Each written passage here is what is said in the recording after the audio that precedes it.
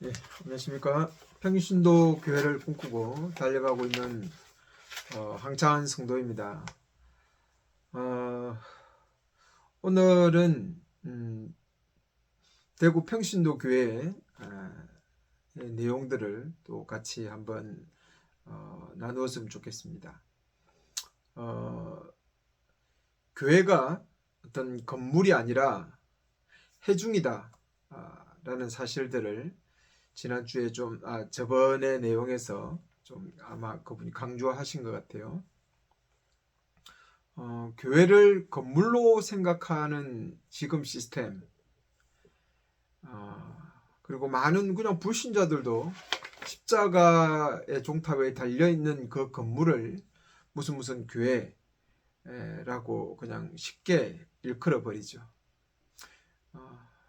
교회를 어떤 그 회중의 모임, 그 모임으로 잘 보지 않는 겁니다. 그러다 보니까 교회라는 어떤 그 건물에 의해서 만들어지는 시스템에 의해서 신앙이란 것이 움직여져 가죠.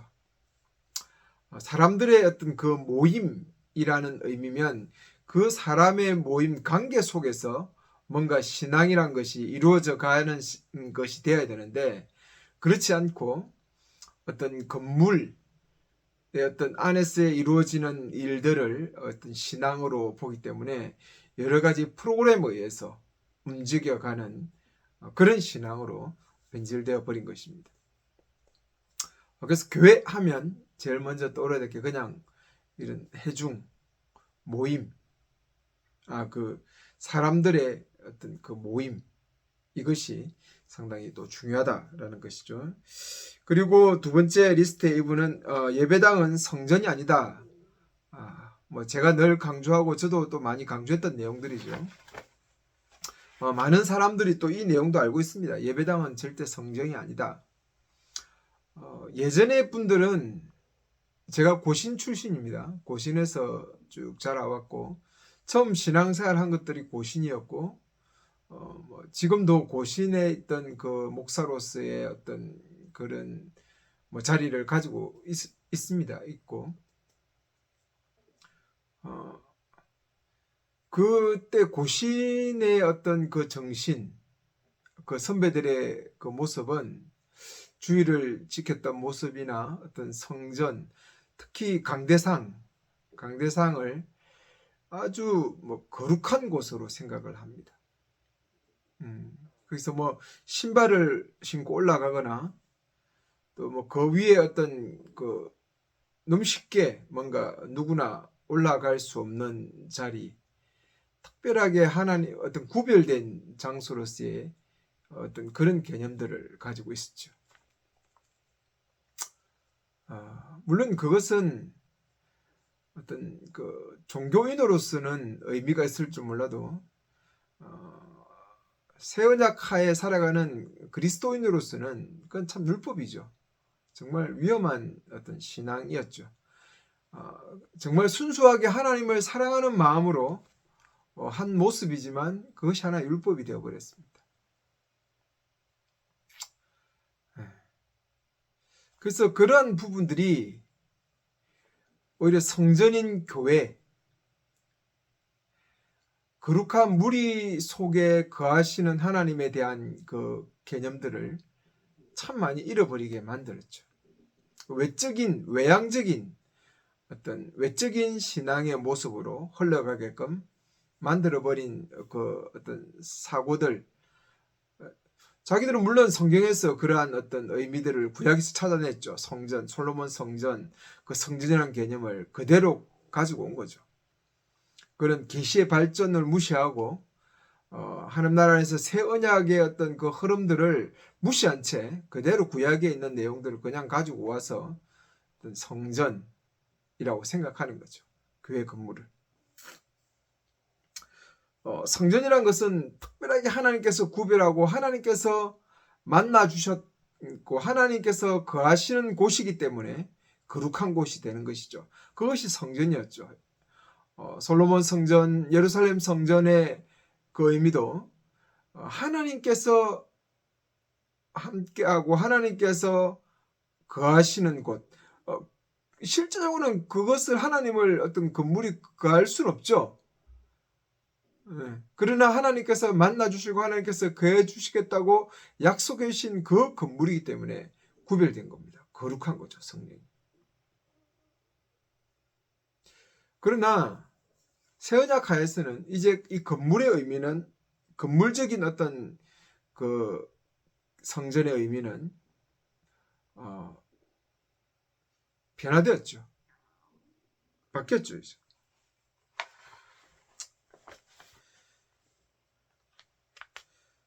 유대인들은 특별하게 이 성전에 대한 개념들을 정말 강하게 가지고 있고, 자기들이 어떤 그 예루살렘, 북이스라엘과 남유다가 나눠졌을 때도 유일한 성전은 예루살렘에 있는 성전이었죠.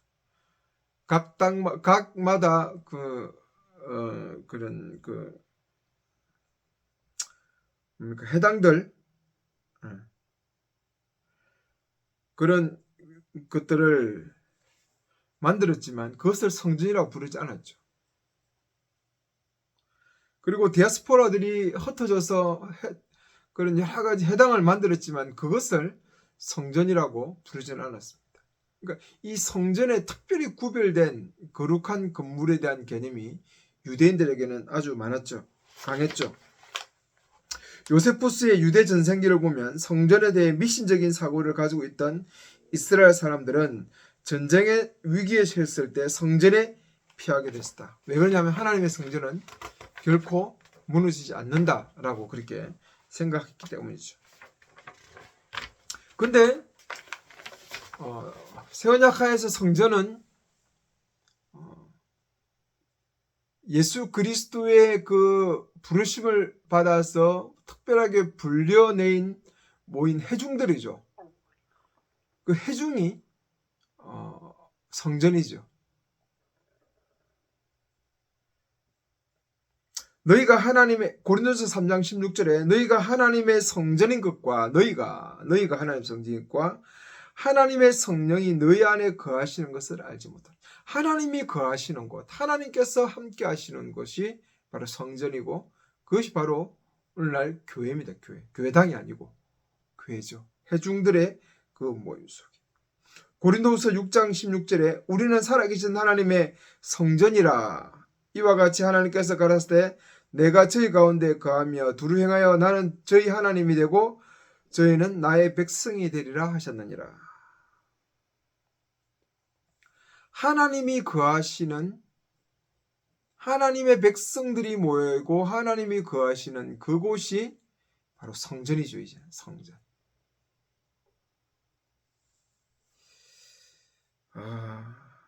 왜 예배당이 성전이 아니다, 뭐 다 알고 있는 내용이지만 이 부분을 이렇게 이분도 강조하고 어떤 그 평신도 교회를 꿈꾸고 가고 있는 사람들이 왜 이것을 강조하는지를 알아야 됩니다.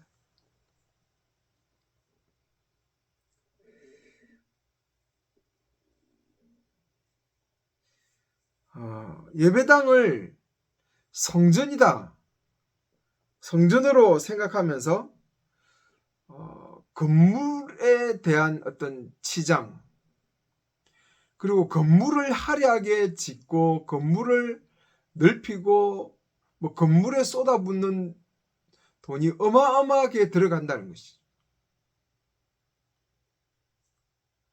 건물을 성전이다라고 볼 때 어떤 외형적이고 외적인 곳에 우리의 신앙의 포인트를 둘 수가 있습니다. 그리고 그러한 부분들을 흘러왔고 지금 한국교회 대형교회들과 많은 교회들이 건물을 짓고 있죠. 그러면서 구약의 여러 가지 성경 구절을 가지고 솔로몬 성전에 대한 개념을 가지고 와서 교회 건축을 주도해 왔습니다. 인간은 욕망이죠. 욕심이었고 과도한 대형교회화와 가속화, 그리고 수많은 그 인간의 욕망들이 모여서 뭐 큰 교회, 대형 교회, 화려한 건물, 엄청난 뭐 건물들, 뭐 이러한 부분들을 만들어 온 것이죠.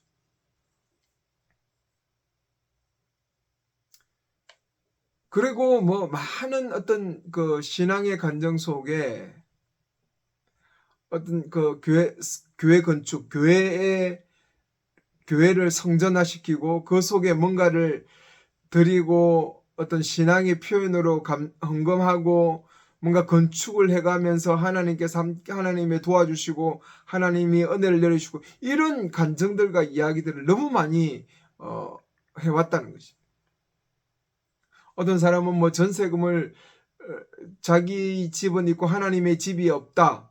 그건 말도 안 되는 소리죠. 근데 구약의 어떤 그 내용을 끌고 와서는 그렇게 설교하는 분들이 많으니까 그 이야기에 감동받고 그래서 죄책감을 느끼고 뭐 전세금을 빼서 교회 건축원금에 내놓는 이런 어처구니 없는 일들이 정말 많이 있었죠.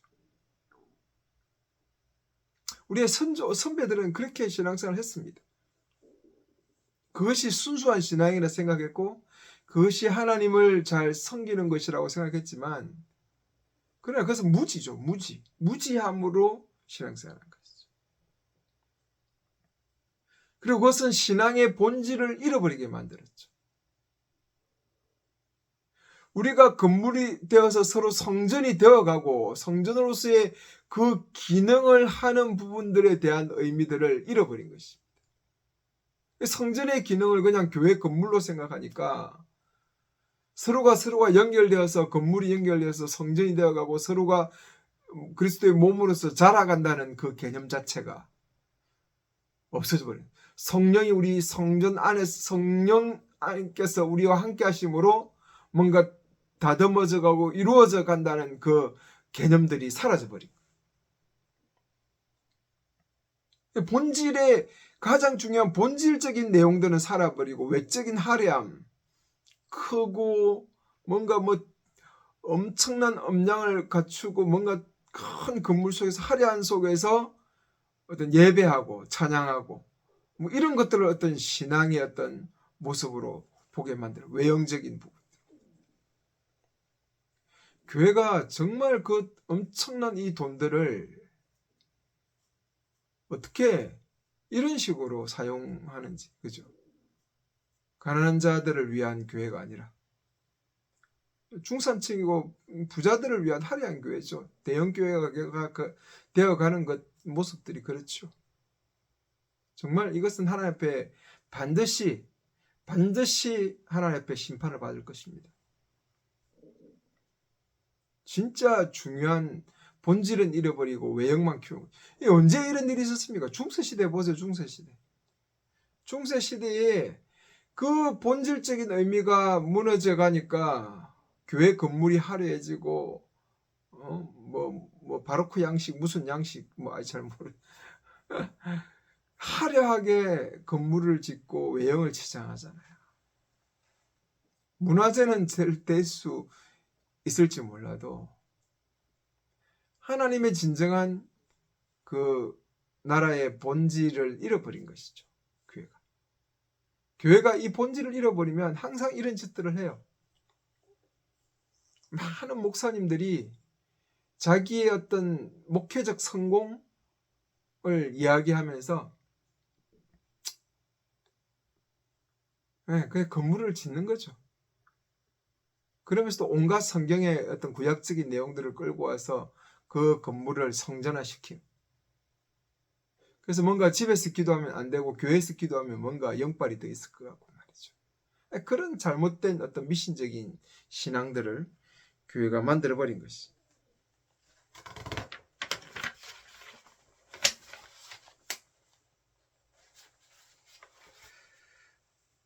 그래서 성전 외에서 뭔가 모이는 것들은 뭔가 꼭 교회 예배당 외에서 모이는 것들은 뭔가 어떤 교회가 아닌 것처럼 저는 교회는 어느 곳에서도 교회가 만들어질 수 있다고 생각합니다. 이 건물 개념이 부서지고 예배당이 성전이다라는 이 개념이 부서지고 교회가 건물이 아니다라는 개념만 부서지면 교회는 어디든지 갈 수 있어요. 교도소 안에도 교회가 쓸 수 있습니다. 어느 곳에서든 교회가 두세 사람이 내 이름으로 모인 곳에 내가 그들과 함께하리라 하셨으니까 교회가 설 수 있고 교회가 만들어질 수 있죠.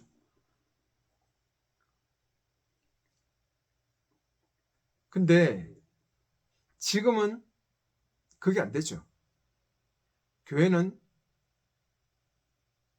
건물이니까 지금 사람들 생각에는 교회를 하나 지으려면 교회를 하나 세우려면 엄청난 돈이 든다고 생각하는 거죠. 그리고 집에서 모이는 것은 뭔가 교회가 아닌 것처럼 그런 개념들이 다 이 교회가 건물이고 예배당이 성전이다라고 하는 이 구약적 개념, 율법적 개념을 끊임없이 지금까지 가르쳐 오고 우리 속에 놓았기 때문에 그런 생각을 하는 것입니다. 집에서 모이고 학원에서 모이고 어떤 건물에서 그냥 모이고 건물 자체에 대한 어떤 의미를 두지 않는 그냥 하나님이 함께 하시는 것은 그 회중이고 그리스도 이름으로 모인 그 사람들의 그 모임이 성전인데 그렇죠? 그 개념들이 실제적으로 좀 빨리 회복이 돼야 평신도 교회들이 아주 쉽게 어디서나 이루어질 수 있다. 그런 생각을 듭니다.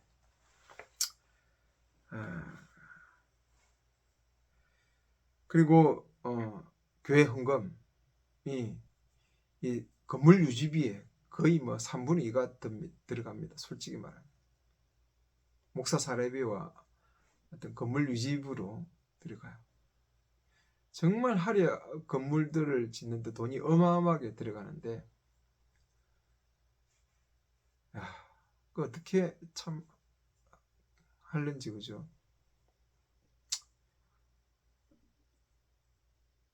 우리 속에 정말 좀 이런 순수한 마음,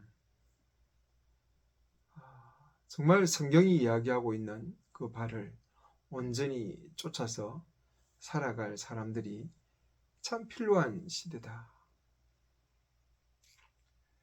솔직히 목회 사례비 안 나가고 교회 건물 유지비 안 들고 그것만 해도 그 엄청난 돈들이 가난한 자와 어린 자를 위해서 쓰여질 수 있어요. 여전히 교회 빚 갚는다고 건물 빚 갚는다고 이자로 몇천만 원씩 그렇게 내고 있는 그런 교회들이 정말 많이 있습니다. 참 이러한 어떤 외형과 외적인 것에 대한 어떤 개념들을 우리가 빨리 좀 벗어버리고 그 진짜 본질, 관계 속으로 좀 더 들어가는 그런 모습들이 정말 좀 일어났으면 좋겠어요. 평신도 교회 그래서 평신도 교회들이 빨리 곳곳에 현장 곳곳에서 좀 만들어지고 세워졌으면 좋겠다라는 생각들을 좀 가져봅니다. 늘 이제 제가 가지고 있던 개념들을 가지고 또 이분이 가지고 있는 생각들이 참 많은 부분에서 이제 또 같이 가죠. 동의되어 가죠. 이런 부분들을 하나의 어떤 지식으로 좀 갖지 말고 실제적인 삶의 경험으로 실제로 지금 이 순간 내 삶의 현장에 경험되어지는 실제로서의 그런 평신도 교회를 좀 세워가는 그런 분들이 꼭 좀 일어나기를 간절히 소망해 봅니다. 감사합니다.